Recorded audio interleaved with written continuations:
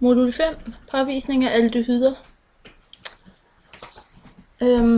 Ja, vi har det her billedmateriale. Det vi ser her, det er stoffet etanol. Det er en aldehyd. Den har, den karakteristiske gruppe er oxogruppen her, det dobbeltbundne oxygenatom. Og så er det kombinationen af CHO her. Reaktionen her hedder Tonnels reagens, hvor man har en basisk sølvionopløsning. Det er den, som vi kalder Tonnels reagens. Og når vi har en aldehyd, vil der være en omdannelse af sølvionen til fast sølv, som vi ser hernede. Og samtidig er der dannet en carboxylsyre, som i det her tilfælde er etansyre. Og den har også den her oxogruppe, som er karakteristisk. Så har den sammensætningen af COOH, som vi ser her, og det er karakteristisk for carboxylsyre.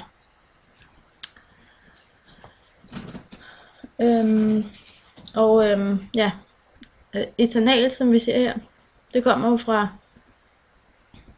den primære alkohol, etanol.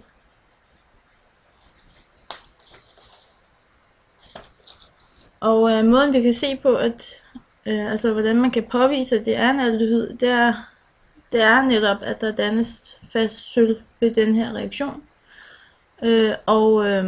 Derudover er det også, at vi får dannet en carboxylsyre.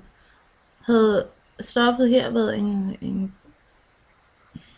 en keton, ville den ikke have omdannet sig videre til en carboxylsyre, så ville den have stoppet her, kan man sige. Og måden man også kan se, og det er så en af måderne på, at man kan se, at på en omvendt måde, at man kan bevise, at det ikke er en keton, vi har med at gøre, det er, at den altså omdanner sig videre til en carboxylsyre. Det ville ketonen ikke have gjort. Derudover giver aldehyden ved den her reaktion sølv, som vi ser her, og det ville en keton heller ikke have gjort. Så det er to ting her, som viser, at der er dannet fast sølv, og der er dannet carboxylsyre. Det viser, at det altså ikke er en keton, vi har med at gøre, men en aldehyd. Derudover kan man også bruge en fælingsvæske, hedder det, til at skelne mellem aldehyder og ketoner. Og den reaktion har en sådan gul-orange farve.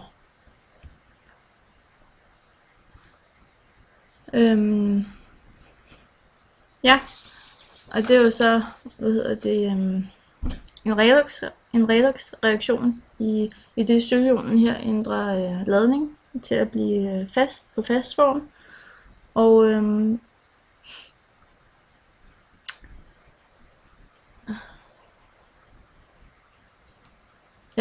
samtidig er det så en oxidation,